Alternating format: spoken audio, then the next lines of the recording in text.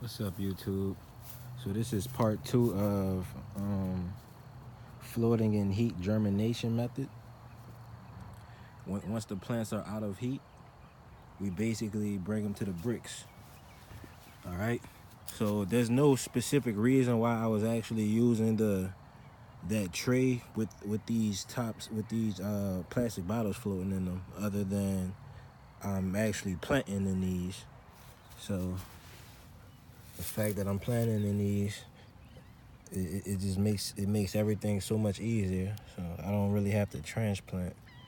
Now, I started filming. I wanted to get two of them done and then show you the third one, which is this kale right here. It's a red Russian kale. I had two other varieties that just germinated. I don't like to bring fresh seedlings outside, but it's a Ukrainian purple tomato, or purple Russian. It has two names: Ukrainian purple or purple Russian, and Aji Amarillo hot pepper. So those just germinated within the last 3 days. I'm gonna wait about 4 to 5 more days for the root to get a little longer, and then I'm gonna transplant those also. So this one, I'm hoping this root is not, oh yes it is, it's already starting to circle. So this is what I don't want. I don't want the root to start circling, so I waited too long to transplant this one. I'm hoping that the root will still be able to pass through the bottle top into the ground.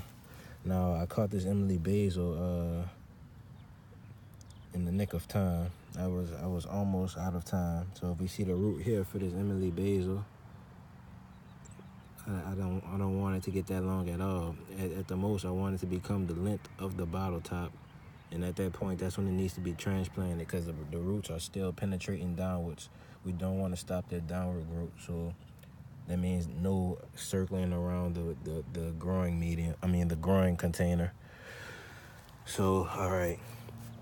This was gonna be the original spot of the Emily basil, but I saw a snail down there. If you can see the shell, it's actually still down there, and you can see how deep these brick holes are. So I actually fill these in with my planting mix or my planting medium. I didn't use this hole because the snail was down there, although he would have been good fertilizer. So here we go. In full sun, I'm planting this Emily basil. All right. This is worm castings that was at the bottom of this. This is worm castings and peat moss. I don't recommend using that mix. I actually recommend using the mix that I'm using to fill these bricks with. I will show you in a second. All right. So in a normal situation, when the root doesn't pass the bottle top, you will be able to sit this flush right here, and you'll fill this to the top and just sit it flush. But since that root has passed it, because I want it to keep going downwards, I don't want to stop that growth. I'm gonna open up a little space here, and I'm not trying to compact it or anything because I need the roots to go downwards. And then I'm just gonna nudge that root into there. If you can see it, let me see right here. So you can see I'm nudging the root inside there, and now I'm gonna get this mix around. All right, pardon me for a moment as I.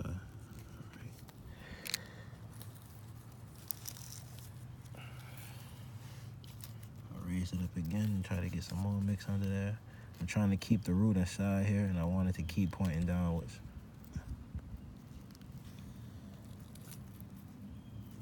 And this is a great spot to grow basil, because basil likes full sun. And then I just screw the bottle top. Oh, in a normal case, I'll take this plastic thing off right here. So if we look here, you can see this is sitting super flush, and it doesn't have that plastic. So I'm gonna have to do that off camera, but I'm gonna take this off, and then I just wanna take a look at the root of this kale plant. But let me tell you why I thought of this method to begin with. So you can see these green onions here. I started off with basil. Actually, I was planting seeds inside of these brick holes, And I was also planting the green onions inside of these brick holes, and I noticed that they were growing, and the roots just go straight downwards. It doesn't affect the root growth at all. They just go straight downwards. It doesn't affect the root mass, I should say. This is still an experimentation here because this bottle, because I don't know how thick some of the root masses get on some of these plants. So I wouldn't plant a tree seed in this and try to grow it from a brick, because obviously it would become too big for this. So this basil here, this was a Genovese basil that I planted last year. So I'm gonna pull it up now. I actually been leaving it in the ground so you all can see this. Look how easy that came up.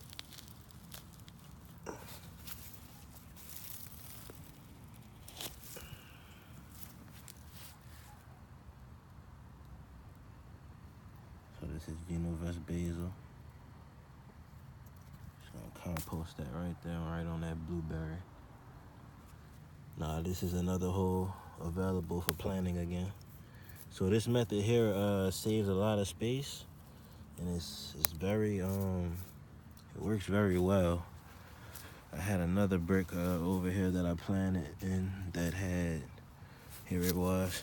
I couldn't get the whole stalk out because it was just too thick. I had a spicy glow basil in here. This plant got huge, so I can't get this out. I just have to wait for it to decay, however long that'll take. That's why I'm also testing this method, because I believe I won't have to worry about plants getting stuck in those brick holes, and I'll stepped on the sticker thing. I'll be able to keep them available to plants once they open up. Basically, once like the basil plants die at the end of winter time. Gotta get the stick out my foot. Okay. Now, so this Emily basil, as I said, I'm gonna take this off of camera. This bottle here, you can see I'm gonna have to take that one off too. So I'm just gonna take this cap off. I'm gonna unscrew this cap just to show the root system. So typically, you can transplant a plant that's that germinated within the past 7 days, 7 to 10 days. So these roots are starting to go down.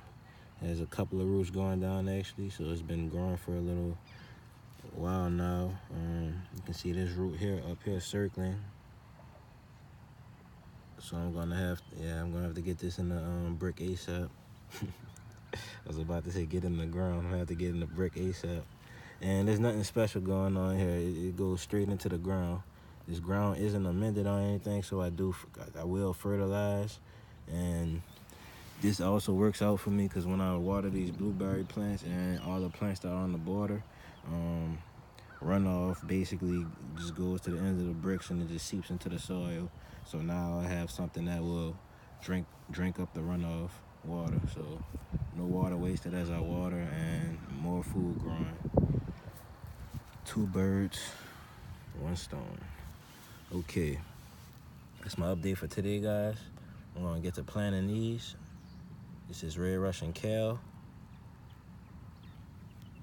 It's been growing for about 2 weeks, so it's way past its prime to go in the ground. You can see here I have some new green onion starts.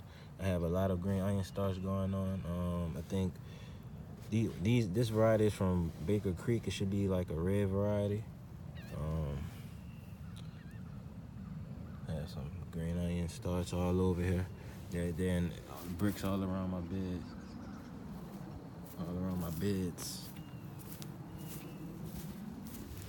So this is a high density planting method technique. High density planting method. This is a high density planting method. All right. And then you can see I have in between bricks on this area, I have containers.